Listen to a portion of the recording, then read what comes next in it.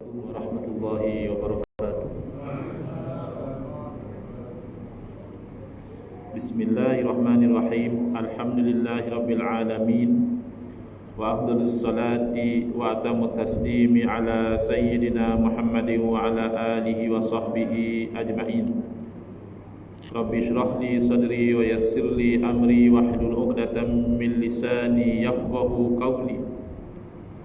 Subhanaka la ilma lana illa ma 'allamtana innaka antal alimul hakim. Allahumma akhrijna min zulumatil wahmi wa akrimna binuril fahmi waftah alaina bima'rifatil ilmi wa sahhil akhlaqana bil hilm waj'alna mimman yastami'una al-qawla fayattabi'una ahsana. Allahumma ati nufusana taqwaha wa zakkiha anta khairu man zakkaha anta waliyuha wa maulaha. Allahumma arinal haqqa haqqan warzuqna ittiba'ah wa arinal batila batilan warzuqna ijtinabah. Allahumma anfa'na bima 'allamtana wa 'allimna ma yanfa'una wa zidna ilman wa huda. Amma ba'd. Alhamdulillah, muslimin muslimat, hadirin hadirat yang saya hormati, moga-moga kita semua dirahmati dan diberkati oleh Allah Subhanahu wa taala, dan moga-moga kita semua dikurniakan oleh Allah Subhanahu wa taala kefahaman yang baik di dalam urusan agama dan dikurniakan keikhlasan yang menyeluruh di dalam menuju kepada ridha Allah Subhanahu wa taala. Alhamdulillah, malam ni insya-Allah kita akan menyambung pengajian kuliah Maghrib bulanan hari Rabu yang kedua menggunakan kitab Kekeliruan Umat. Inilah jawapannya, susunan Al-Fadhil Ustaz Muhaddi bin Haji Jul hafizahullah ta'ala wa nafa'ana bihi wa bi'ulumihi fid dharaini amin. Kita masih lagi dalam bab yang pertama berkaitan tentang tajuk bid'ah. Kita sampai ke muka surat 21, iaitu untuk menangani dakwaan sebahagian umat Islam yang mereka mendakwa tidak boleh kita melakukan perkara baharu jika tidak pernah dibuat ataupun tidak pernah disuruh oleh Rasulullah sallallahu alaihi wasallam. Benda yang Nabi tak pernah buat, benda yang Nabi SAW tak suruh, kata mereka kita tak boleh buat. Kalau buat juga, itu namanya bid'ah dalalah. Bid'ah perkara baharu, dalalah sesat. Contoh jangan kata dia berdoa berjamaah macam kita buat tadi kan, imam doa kita pakat aminkan. Jangan, tak boleh kata dia. Itu melampau, kerana Nabi pun tak buat. Nanti masuk bulan Ramadan, selang-selang tarawih tu kita jangan selawat, kerana Nabi tak buat selawat selang tarawih. Bahkan kita sembahyang hari-hari jangan usalli, kerana Nabi SAW solat, Nabi tak pernah usalli. Tak ada riwayat mengatakan Nabi SAW nak solat Nabi sebut dulu usalli fardal maghribi thalatha raka'atin, tak ada. Jadi membuat satu perkara yang Nabi SAW tak buat dan Nabi tidak suruh, kata mereka adalah bid'ah yang dalalah, bid'ah yang sesat.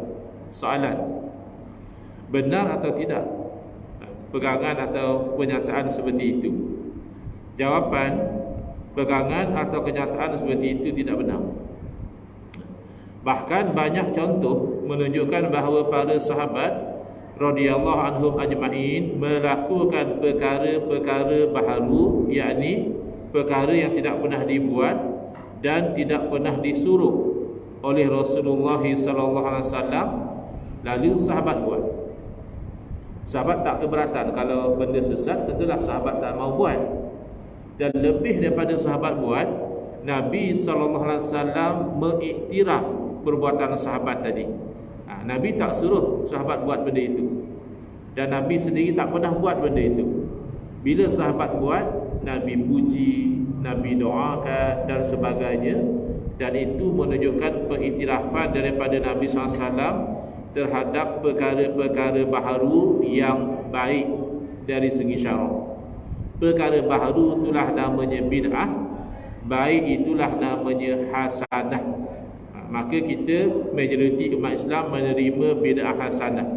Segelintir yang dikenali sebagai aliran Wahabi, mereka mengatakan tidak ada bid'ah hasanah, bid'ah semua dalalah. Wahabi itu apa dia, Ustaz? Wahabi ni bagus ke tidak? Itu insya-Allah dijemput semua yang berkelapangan untuk mendengar debat tajuk dia Wahabiyah, iaitu pegangan Wahabi. Adakah aliran yang sesat ataupun aliran ahli sunnah wal jamaah? Mana aliran yang betul? InsyaAllah saya salah seorang dari ahli panel yang akan berdebat tajuk ini pada hari Sabtu ini, bermula jam 9 pagi sehingga ikut larat tuan-puan, sebab sampai 2.45 petang dijangkakan. Jadi tuan-puan larat cakap pukul berapa? Larat pukul 10, ya pukul 10. Larat ataupun tak larat nantilah, sebab dia live. Dia ada live dari Perlis ya. Jadi live ni biasanya dah, kalau kita ketinggalan pun kita masih boleh tengok lagi lepas daripada itu. Jadi saya mohon doa daripada tuan-puan, moga-moga Allah Ta'ala lapangkan dada dan hati ahli-ahli panel yang mempertahankan ahli sunnati wal jamaah, dan moga-moga terzahir kebenaran ahli sunnah wal jamaah berbanding dengan fahaman Wahabi dalam debat yang tersebut. Baik, jadi bezanya majoriti umat Islam menerima apa yang diistilahkan bid'ah hasanah, perkara baharu yang baik, walaupun memang ada ulama yang kalau perkara baharu itu baik, dia tak namakan bid'ah dari awal. Ada. Tapi konsep benda itu Nabi tak buat, Nabi tak suruh, tapi tak haram kita buat, diterima oleh majoriti umat Islam. Baik. Contoh akan dibawa 10 contoh dalam kitab ini, yang mana Nabi tak suruh, Nabi tak buat, bila sahabat buat, Nabi tak larang.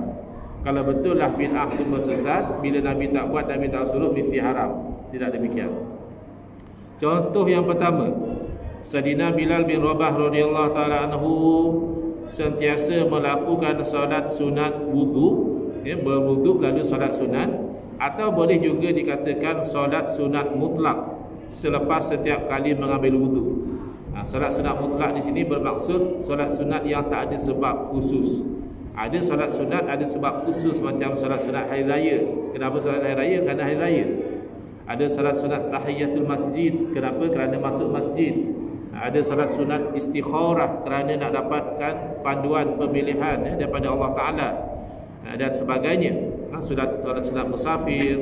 Tapi ada solat sunat hanya semata-mata kerana kita nak solat sunat, bukan ba'diyah, bukan qabliyah, bukan apa, hanya kerana nak semain sunat. Itu namanya solat sunat mutlak. Jadi sama ada Sayyidina Bilal ini radhiyallahu anhu selepas wuduk saja buat solat sunat mutlak, ataupun buat solat sunat wudu selepas wudu. Jadi ini satu perbuatan yang Nabi SAW baginda tidak buat, baginda tidak amalkan, wudu solat tidak, dan baginda juga tidak suruh. Dan baginda tidak pesan wudu kena solat 2 rakaat.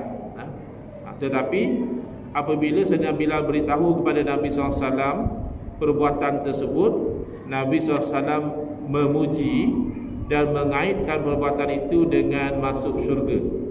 Nabi SAW bersabda, "Inni sami'tu baina yadayya duffa na'laika fil jannah." Sesungguhnya saya telah mendengar di hadapan saya bunyi derapan 2 selipar kamu dalam syurga. Jadi Nabi SAW mengaitkan perbuatan Sayyidina Bilal yang sentiasa solat sunat lepas wudu itu dengan masuk syurga. Padahal perbuatan itu Nabi tak suruh dan Nabi tak buat. Berarti itu menyokong konsep bid'ah hasanah, perkara baharu yang baik. Contoh yang kedua, sahabat Nabi Sayyidina Khubayb ibnu Adi. Sayyidina Khubayb ibnu Adi al-Ansari radhiyallahu anhu mendirikan solat 2 rakaat sebelum dibunuh. Beliau ditangkap oleh musuh. Jadi musuh sudah beritahu, kami akan bunuh kamu. Jadi dia minta sikit masa, bagi saya masa, saya nak solat, saya nak sembahyang. Jadi Nabi tak pernah ajar Kalau kamu nak kena bunuh, kamu solat 2 rakaat. Tak ada begitu suruhan daripada Nabi SAW. Tetapi apabila berita sampai kepada Nabi SAW, baginda tidak larang. Baginda tidak kata, kenapa buat benda yang saya tak suruh. Kenapa? Kerana solat kan asalnya bila-bila masa boleh. Umumnya lah, adalah waktu-waktu karahah, ada waktu-waktu yang dilarang kita solat sunat. Tetapi pada masa ini kan orang ini dah tahu kata dia akan mati. Dan tidakkah kematian itu kalau boleh kita nak tutup dengan amal yang soleh? Antara amal soleh yang ketara adalah sembahyang sunat. Jadi bila lakukan, dan ini dicerita oleh sahabat Nabi Sayyidina Abu Hurairah radhiyallahu anhu, beliau berkata, fakana awwala man shalla rak'ataini indal qatli. Adalah Khubab ini merupakan orang yang pertama melakukan solat 2 rakaat ketika akan dibunuh oleh musuh. Nabi tidak komplain. Nabi tidak kata ini buat benda bid'ah, saya tak pernah suruh, kalau nak mati solat dulu, tak ada. Yang ketiga, sahabat Nabi iaitu Sayyidina Rifa'ah ibnu Rafi' Az-Zurqi radhiyallahu anhu ketika menjadi makmum kepada Nabi SAW. Nabi jadi imam, sahabat-sahabat di belakang jadi makmum. Lalu ketika Nabi SAW bangun dari rokok, namanya i'tidal, kan? Rokok, sami Allahu liman hamidah, ya. Lalu sahabat ini membaca Rabbana lakal hamdu hamdan katsiran tayyiban mubarakan fi. Ketika i'tidal dia baca. Nabi tak pernah ajar bacaan seperti itu. Lalu Nabi tanya, manil mutakallimu anifa. Lepas solat Nabi tanya, siapa yang baca macam itu tadi? Akhirnya sahabat itu mengaku. Kalau ikut teori yang mengatakan satu benda yang Nabi SAW tak suruh dan Nabi tak buat, maka itu haram, tentulah Nabi kena larang. Kan sifat yang wajib bagi seorang Rasul salah satunya tabligh, menyampaikan. Benda haram Nabi kena beritahu, lain kali jangan baca tu. Baca benda yang saya tak ajar tu haram. Sebaliknya, bila sahabat itu mengaku, mengatakan dialah yang menyebut Rabbana lakal hamdu hamdan katsiran tayyiban mubarakan fi, Nabi SAW bersabda, inni ra'aitu bid'an wa salasina malakan yabtadirunaha ayyuhum yaktubu awal. Sesungguhnya saya telah melihat 30 lebih para malaikat berlomba-lomba siapakah antara mereka yang terlebih dahulu menulis pahala apa yang kamu sebut. Mana Nabi SAW memberi satu berita gembira, kalau apa yang kamu puji tadi, Rabbana lakal hamdu dan seterusnya itu, malaikat berlomba nak tulis pahala. Ini menunjukkan pengiktirafan perkara baharu yang baik oleh Nabi SAW. Maka kalau kita nak ikut pada sunnah Nabi, kita tidak boleh menolak bid'ah yang hasanah. Jadi Wahabi bila dia tolak bid'ah hasanah, dia tolak sunnah Nabi. Yang kita tolak adalah bid'ah yang sayyi'ah. Bukan kita terima semua bid'ah, tidak. Kadang-kadang mereka tuduh kita, ini ahlul bid'ah, ini suka sangat buat bid'ah. Tak, hanya bid'ah hasanah saja. Adapun bid'ah sayyi'ah itu kita setuju, wajib kita tolak. Haram kita buat bid'ah yang sayyi'ah.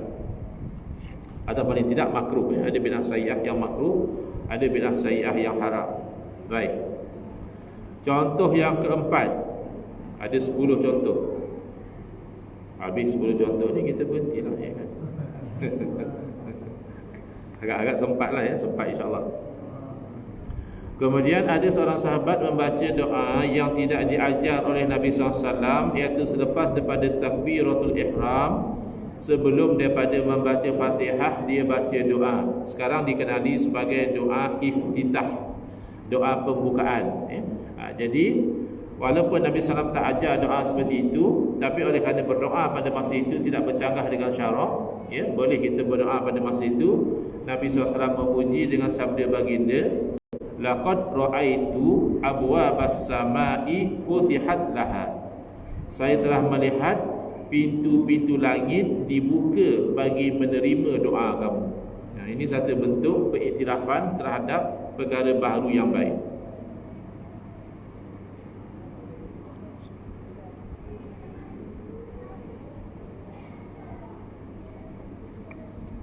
Golongan yang menolak bid'ah hasanah, mereka selalu mengatakan tidak ada bid'ah yang baik kerana setiap bid'ah itu sesat. Setiap benda yang Nabi tak buat, Nabi tak suruh, sesat. Kalau kita uji mereka, kita kata kalau memang setiap benda yang Nabi tak buat, Nabi tak suruh, sesat, banyaklah benda sesat yang kita buat. Contohnya kita letak kapet dalam masjid, Nabi tak buat. Bukan takat kapet, lagilah kipas, lampu semua ni, aircon ni. Mana ada zaman Nabi SAW?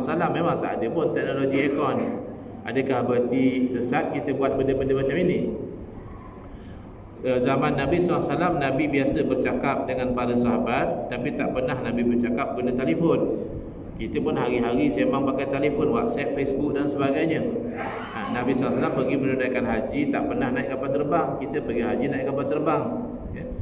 Kalau kita bagi contoh macam ini, dia akan marah. Dia kata kamu ni tak faham. Contoh-contoh yang kamu bagi itu tak ada masalah, kerana itu semua adalah bid'ah dalam urusan dunia. Yang tak boleh ni hanya bid'ah dalam urusan agama, seperti doa, seperti selawat, seperti zikir. Ini kalau kamu buat yang Nabi tak buat, haram. Tapi kalau guna telefon, guna komputer, naik kapal terbang, itu semua tak ada masalah. Hanya bid'ah dalam urusan ibadah saja haram. Tak betul. Dia tidak kisah bid'ah dalam urusan ibadah atau dunia. Kalau bercanggah dengan syarak, haram. Saya bagi contoh, pembedahan, orang pergi buat surgery, itu urusan ibadah ke urusan dunia? Urusan dunia. Zaman Nabi SAW ada atau tidak pembedahan tukar jantina? Tak ada. Berarti pembedahan tukar jantina itu adalah bid'ah, benda baru. Dan benda baru dalam urusan dunia. Kalau dia kata urusan dunia tak mengapa, adakah pembedahan tukar jantina itu boleh, halal? Kan haram juga. Walaupun bid'ah urusan dunia, tapi bercanggah dengan syarak. Syarak tak beri satu orang tu mengubah kejadian Allah Ta'ala. Dan elok Allah jadikan kamu lelaki, ya kamu potong buang jadi perempuan pula. Kenapa? Ya. Dan kalau jadi potong perempuan pun tak ada mengandung. Yang jenis tukar jantina mana boleh mengandung, ya? Hanya kan dipotong dan di-adjust macam mana makan hormon dan sebagainya, dan bercanggah dengan larangan lelaki tidak boleh menyerupai wanita. Jadi tak ada masalah pun kalau dunia atau agama, yang penting mesti selari dengan syarak. Ini contoh. Zaman Nabi SAW sendiri ada orang buat bid'ah dalam urusan ibadah, tapi Nabi puji. Kenapa? Kerana tak bercanggah dengan syarak. Kalau bercanggah, ya Nabi larang, ya? Baik. Apa cerita? Iaitu contoh yang kelima, seorang sahabat, beliau ini adalah imam, ya, di Masjid Quba. Dia sentiasa membaca suratul Ikhlas bersama surah lain selepas membaca Fatihah. Maknanya dia jadi imam, katalah dia jadi imam sembahyang Isyak sekejap lagi. Rakaat pertama dia baca Fatihah. Habis Fatihah dia baca Qul huwallahu ahad sampai habis. Selesai Qul huwallahu ahad dia baca Wadduha. Lepas tu baru dia rokok. Rakaat kedua Fatihah lagi, Qul huwallahu lagi sekali, barulah dia baca Alam Nashrah, barulah dia rokok. Contohnya begitu. Pertama, Nabi SAW tak buat begitu. Nabi tak sembahyang macam itu. Yang kedua, Nabi pun tak ada suruh, ya, kamu orang kalau sembahyang tiap-tiap rakaat baca Qul huwallahu ahad, baca Al-Ikhlas, pun tak ada. Yang ketiga, kebetulan makmum tak suka. Jadi makmum hantar wakil lah komplain pada imam, ya. Jadi kalau imam surah Nurul Iman dikomplain oleh makmum, jangan kecil hati sangatlah, ya. Imam zaman Nabi pun orang komplain, ya, apa nak heran. Kata mereka, tuan imam, jangan macam inilah, kata mereka. Ni dibantainya Qul huwallahu, baca surah lagi. Pilih satu cukuplah, mam. Kalau imam nak baca Qul huwallahu dah cukup Qul huwallahu, rokok saja. Kalau imam nak baca surah, tak payah baca Qul huwallahu. Ni Qul huwallahu lagi, surah lagi, Qul huwallahu lagi, surah lagi. Pilih satu saja. Jadi kata imam, macam inilah, kamu orang pun pilih satu. Nak saya jadi imam, macam tu lah cara saya. Nak macam-macam, cari imam lain je lah. Macam tu pula. Jadi jemaah susah hati, kerana imam ni bagus. Tinggalkan part yang itu saja jemaah tak berapa suka. Akhirnya jemaah komplain kepada Rasulullah, adu kepada Nabi SAW. Kalaulah benar teori yang mengatakan buat perkara baru dalam ibadah itu haram, kan sembahyang ibadah, imam ni buat benda baru, maka haram. Bila haram, Nabi SAW sebagai Rasul wajib bagi dia menyampaikan hukum, larang imam tadi, dah imam jangan buat macam itu, buat benda yang saya tak suruh dan saya juga tidak buat, hukumnya adalah haram. Tidak.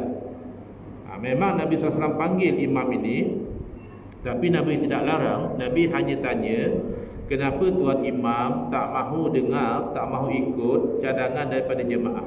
Jemaah dah bagi cadangan, imam tak mahu ikut, kenapa?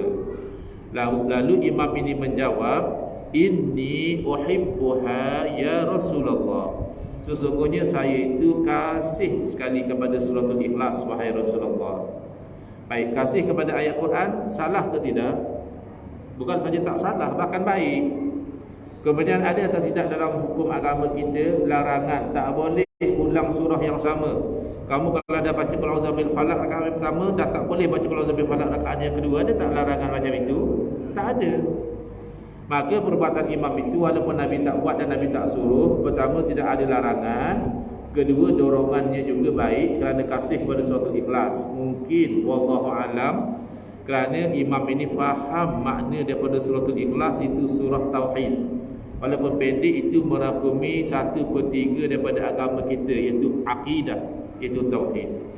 Lalu apa kata Nabi SAW? Adakah Nabi kata, oh imam buat bid'ah yang sayyi'ah, dalalah? Tidak. Nabi bersabda, hubbuka iyyaha adkhalakal jannah.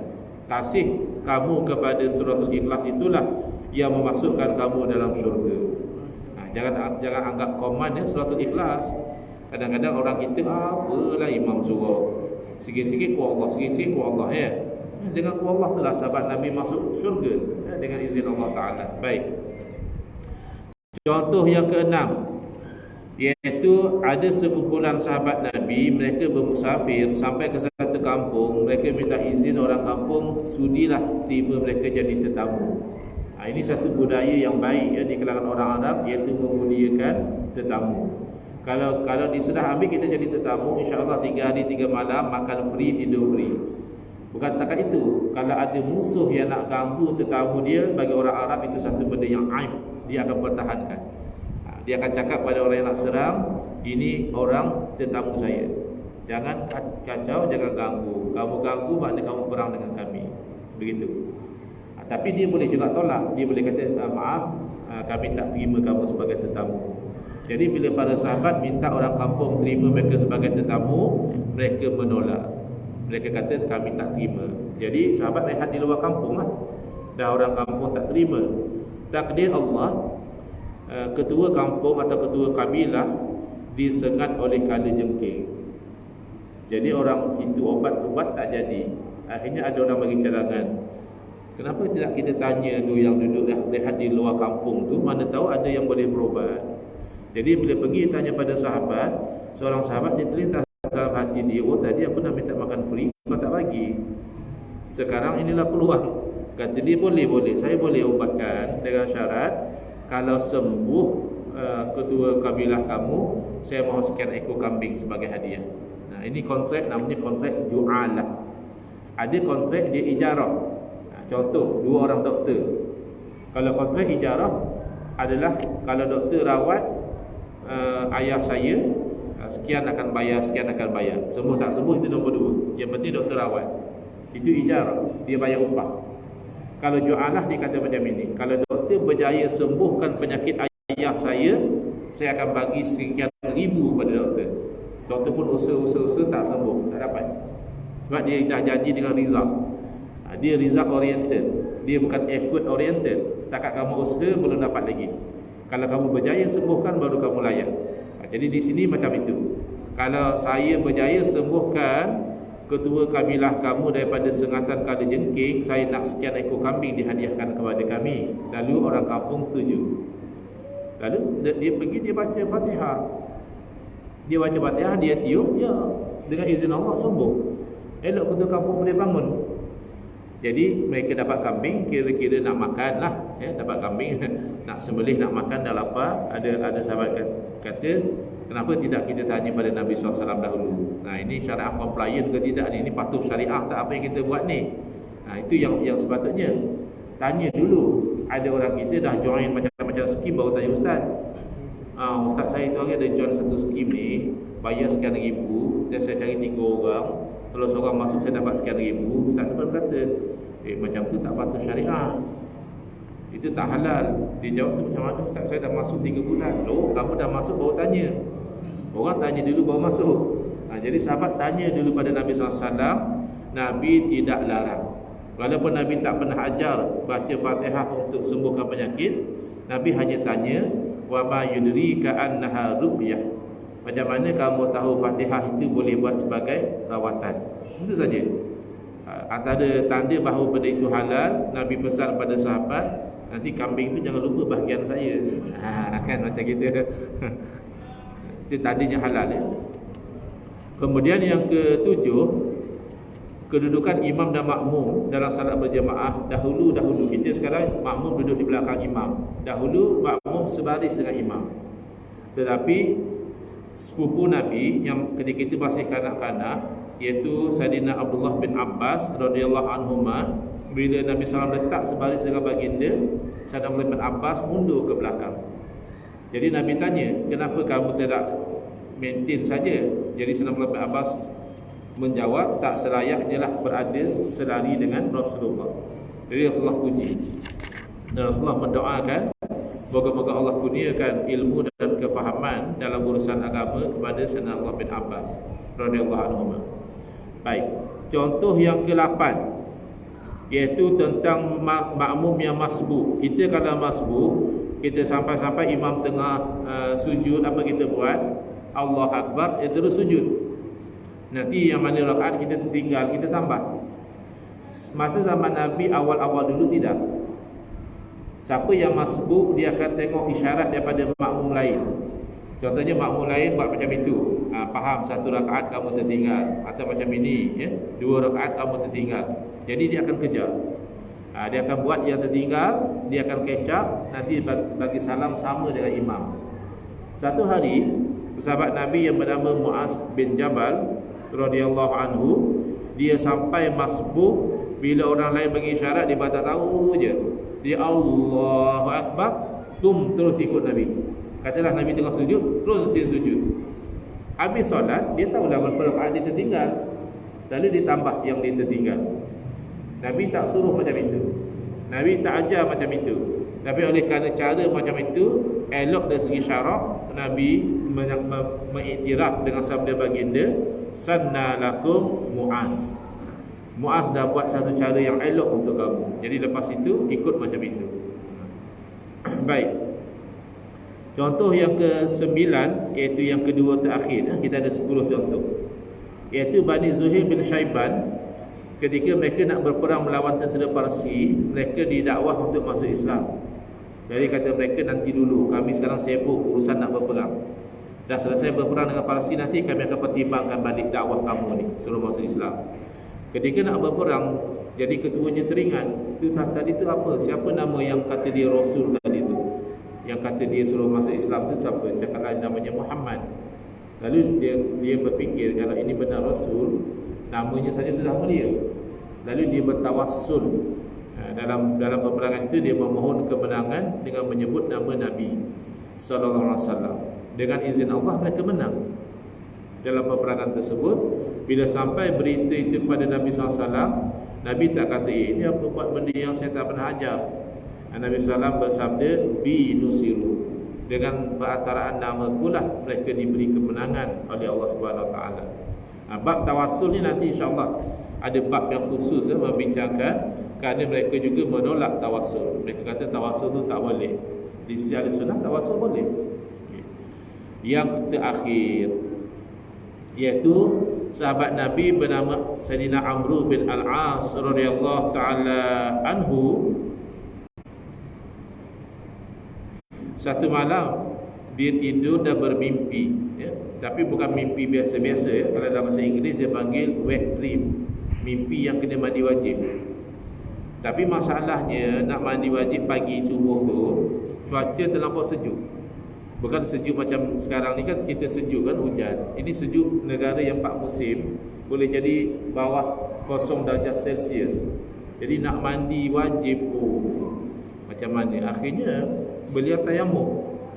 Padahal dalam Quran tayamum kalau tak ada air, ni air ada, cuma sejuk yang melampau. Jadi beliau tayamum, akhirnya beliau solat jadi imam pula lagi. Tayamum jadi imam. Sampai berita itu kepada Nabi sallallahu alaihi wasallam. Mungkin kalau zaman kita dalam grup WhatsApp dia, ni apa cerita imam kita tadi tak sembahyang tak mandi wajib. Mungkin macam itulah. Jadi Nabi tanya kepada Sayyidina Amr bin Al-As, kenapa dia sembahyang tak mandi wajib. Lalu dia jawab, tapi dia pandai, dia jawab baca ayat Quran. Dia baca ayat Al-Quran, Allah berfirman, wala taqtulu anfusakum innallaha kana bikum rahima. Janganlah kamu bunuh diri kamu sendiri, sesungguhnya Allah Ta'ala kasihan belas kepada kamu. Jadi nak khabar pada Nabi SAW, ya Rasulullah, cuaca sangat sejuk, kalau saya mandi boleh mati. Jadi Allah tak bagi bunuh diri sendiri, makanya saya tayamum. Nabi SAW dengar jawapan dia itu, Nabi senyum. Nabi kata, kamu ni pandai pula buat bid'ah. Tayamum hanya untuk tak ada air. Air ada kamu kena mandi walaupun sejuk. Tidak. Nabi senyum, Nabi menerima ijtihad daripada Sayyidina Amr bin Al-As radhiyallahu ta'ala anhu. Jadi daripada 10 contoh ini jelas bahawa tidak semestinya satu perkara yang tidak dilakukan oleh Nabi SAW dan tidak disuruh oleh baginda, maka haram kita melakukan, tidak semestinya. Kalau ianya tidak bercanggah dengan syarak, maka boleh kita melakukan amalan-amalan seperti usolli, selawat selang tarawih dan sebagainya, kerana itu selagi dengan syariat. Wallahu a'lam. Sekali lagi saya mohon doa daripada tuan-tuan, moga-moga Allah memudahkan urusan debat di Perlis pada hari Sabtu ini.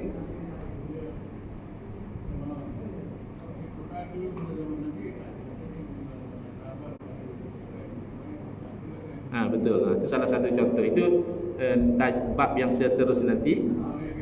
Benda baru yang sahabat buat lepas Nabi wafat, iaitu antaranya mengumpul Quran dalam mushaf ini. InsyaAllah akan ada nanti.